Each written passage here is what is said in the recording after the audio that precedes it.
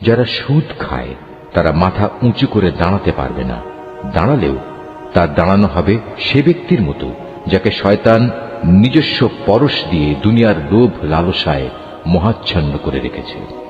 এটা এই কারণে যেহেতু এরা বলে ব্যবসা বাণিজ্য তো সুদের মতোই একটা কারবারের নাম, অথচ আল্লাহ তাআলা ব্যবসা হালাল করেছেন এবং সুদকে হারাম করেছেন। তাই তোমাদের যার যার কাছে তার মালিকের পক্ষ থেকে সুদ সংক্রান্ত এই উপদেশ পৌঁছেছে সে অতঃপর সুদের কারবার থেকে বিরত থাকবে। আগে এ আদেশ আসা পর্যন্ত যে সুদ সে খেয়েছে তা তো তার জন্য অতিবাহিত হয়েই গেছে, তার ব্যাপার একান্তই আল্লাহ তাআলার সিদ্ধান্তের উপর। কিন্তু এরপর যে ব্যক্তি আবার সুদী কারবারে ফিরে আসবে তারা অবশ্যই জাহান্নামের অধিবাসী হবে, সেখানে তারা চিরদিন থাকবে। আল্লাহ তাআলা সুদ নিশ্চিহ্ন করেন, অপরদিকে দান সৎকার পবিত্র কাজকে তিনি উত্তরোত্তর বৃদ্ধি করেন।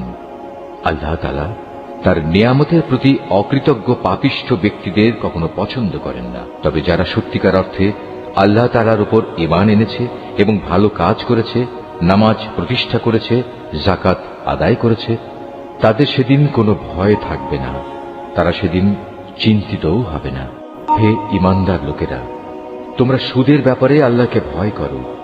আগের সুদী কারবারের যেসব বকেয়া আছে তোমরা তা ছেড়ে দাও, যদি সত্যি তোমরা আল্লাহর উপর ঈমান আনো। যদি তোমরা এমনটি না করো তাহলে অতঃপর আল্লাহ তাআলা ও তাঁর রাসূলের পক্ষ থেকে তোমাদের বিরুদ্ধে যুদ্ধের ঘোষণা থাকবে। আর যদি এখনো তোমরা আল্লাহর দিকে ফিরে আসো তাহলে তোমরা তোমাদের মূলধন ফিরে পাবার অধিকারী হবে। সুদী কারবার দ্বারা অন্যের উপর জুলুম করো না, তোমাদের উপরও অতঃপর সুদের জুলুম করা হবে না। হে মানুষ, তোমরা যারা ইসলামকে একটি পূর্ণাঙ্গ বিধান হিসেবে বিশ্বাস করেছ, চক্রবৃদ্ধি হারে সুদ খেও না এবং তোমরা আল্লাহ তাআলাকে ভয় করো। আশা করা যায় তোমরা কল্যাণ লাভ করতে পারবে। যা কিছু ধন সম্পদ তোমরা সুদের উপর দাও তা তো এজন্যই দাও যেন তা অন্য মানুষদের মালের সাথে সামিল হয়ে বৃদ্ধি পায়।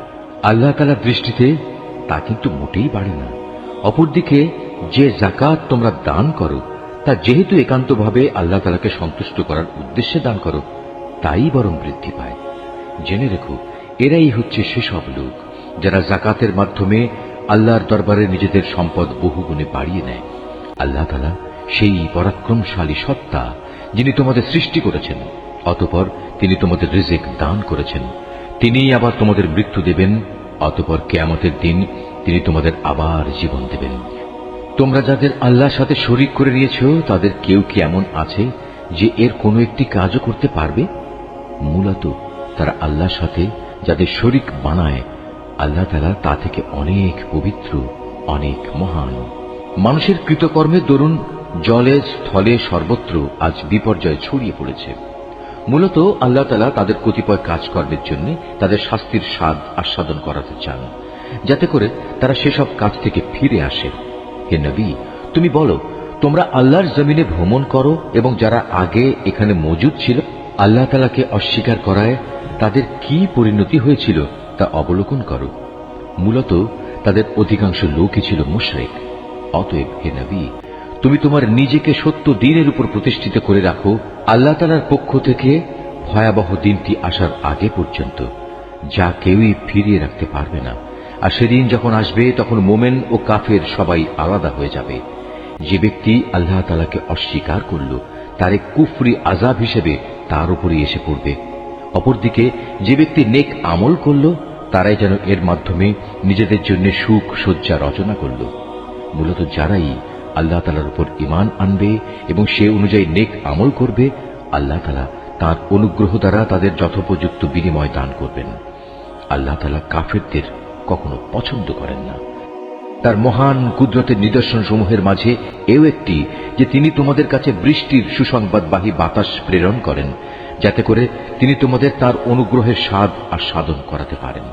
উপরন্তু তার আদেশে সমুদ্রে জলযানগুলো যেন চলতে পারে এবং তোমরাও এর মাধ্যমে তার কাছ থেকে রিজিক তালাশ করতে পারো, এবং আশা করা যায় তোমরা এ সব কিছুর জন্য তাঁর কৃতজ্ঞতা জ্ঞাপন করবে। হে রাসূল, আমি তোমার আগে আরো রসুল তাদের জাতির কাছে পাঠিয়েছিলাম, তারা নবুতের সুস্পষ্ট নিদর্শন সমূহ নিয়েও এসেছিল, কিন্তু তারা তা অস্বীকার করেছে। অতঃপর যারা অপরাধ করেছে আমি তাদের কাছ থেকে মর্মান্তিক প্রতিশোধ গ্রহণ করেছি, কেননা তাদের মোকাবেলায় ঈমানদারদের সাহায্য করা ছিল আমার উপর কর্তব্য। আল্লাহ তাআলা সেই মহান সত্তা যিনি তোমাদের জন্য বায়ু প্রেরণ করেন, অতঃপর তা এক সময় মেঘমালা সঞ্চালিত করে, তারপর তিনি যেভাবে চান তাকে আসমানে ছড়িয়ে দেন, তাকে টুকরো টুকরো করেন। এক পর্যায়ে তুমি দেখতে পাও তার ভিতর থেকে বৃষ্টিকণা বেরিয়ে আসছে। তিনি তার বান্দাদের মধ্যে থেকে যাকেই চান তার উপরেই তা পৌঁছে দেন। তখন তারা এটা দেখে ভীষণ হর্ষোৎফুল্ল হয়ে যায়, অথচ এরাই একটু আগে তাদের উপর বৃষ্টি নাজিলের ব্যাপারে সম্পূর্ণ নিরাশ ছিল। তাকিয়ে দেখো আল্লাহ তাআলার অফুরন্ত রহমতের প্রভাবের দিকে, কিভাবে তিনি জমিনকে একবার মরে যাওয়ার পর পুনরায় শ্যামল ও জীবন্ত করে তোলেন। অবশ্যই আল্লাহ তাআলা এভাবে কিয়ামতের দিন সব মৃতকে জীবন দান করবেন, কেননা তিনি সর্ববিষয়ের উপর একক ক্ষমতাবান। যদি আমি কখনো এমন বায়ু পাঠাতে শুরু করি যার ফলে মানুষ ফসলকে হলুদ রঙের দেখতে পায়, তখন অবশ্যই তারা আমার অকৃতজ্ঞতা জ্ঞাপন করতে শুরু করে। হে নবী, মৃতকে তো তুমি তোমার কথা শোনাতে পারবে না, না পারবে বধিরকে তোমার ডাক শোনাতে, বিশেষ করে যখন ওরা তোমাকে দেখেই মুখ ফিরিয়ে নেয়। তুমি অন্ধদের তাদের গুমরাহি থেকে বের করে সঠিক পথ দেখাতে পারবে না। তুমি তো কেবল এমন লোকদেরই আমার কথা শোনাতে পারবে যে আমার আয়াত সমূহের উপর ঈমান আনে, কেননা এরাই হচ্ছে নিবেদিত মুসলমান। আল্লাহ তাআলাই হচ্ছেন সেই মহান সত্তা যিনি তোমাদের দুর্বল করে পয়দা করেছেন, অতঃপর তিনি এই দুর্বলতার পর দেহে শক্তি সৃষ্টি করেছেন, আবার তিনি এই শক্তির পর পুনরায় দুর্বলতা ও বার্ধক্য সৃষ্টি করেছেন। বস্তুত তিনি যা ইচ্ছা তাই সৃষ্টি করেন এবং তিনি সর্বোচ্চ ক্ষমতাবান ও সর্বজ্ঞ। যেদিন কিয়ামত কায়েম হবে সেদিন অপরাধী ব্যক্তিরা কসম খেয়ে বলবে তারা তো কবরে মুহূর্তকালের বেশি অবস্থান করেনি। আসলে এরা এভাবেই সত্য বিমুখ থেকেছে এবং দাঁড়ে দাঁড়ে ঠোকর খেয়েছে। কিন্তু সেসব লোক যাদের যথার্থ জ্ঞান ও ঈমান দেয়া হয়েছে তারা বলবে, না, তোমরা তো আল্লাহ তাআলার হিসাব মতো কবরে পুনরুত্থান দিবস পর্যন্তই অবস্থান করে এসেছ, আর আজকের দিনই হচ্ছে সেই প্রতিশ্রুত পুনরুত্থান দিবস, কিন্তু তোমরা এই দিনটাকে সঠিক বলে জানতে না। সেদিন জালেমদের ওজর আপত্তি তাদের কোনোই উপকারে আসবে না, না তাদের আল্লাহ তাআলার সন্তুষ্টি লাভের সুযোগ দেয়া হবে। হে নবী, আমি মানুষদের বোঝানোর জন্য এ কোরআনে সব ধরনের উদাহরণই পেশ করেছি। তারপরেও যদি তুমি এদের কাছে কোনো আয়াত নিয়ে হাজির হও, তবুও এ কাফেররা বলবে তোমরা তো বাতিল পন্থী। এভাবেই আল্লাহ তাআলা তাদের অন্তরে মোহর মেরে দেন, যারা সত্য সম্পর্কে কিছুই জানে না। অতএব হে নবী, তুমি ধৈর্য ধারণ করো, অবশ্যই আল্লাহ তাআলার ওয়াদা সত্য। যাদের শেষ বিচারের দিনের উপর আস্থা নেই তারা যেন তোমাকে কখনোই সত্য দিন থেকে বিচলিত করতে না পারে।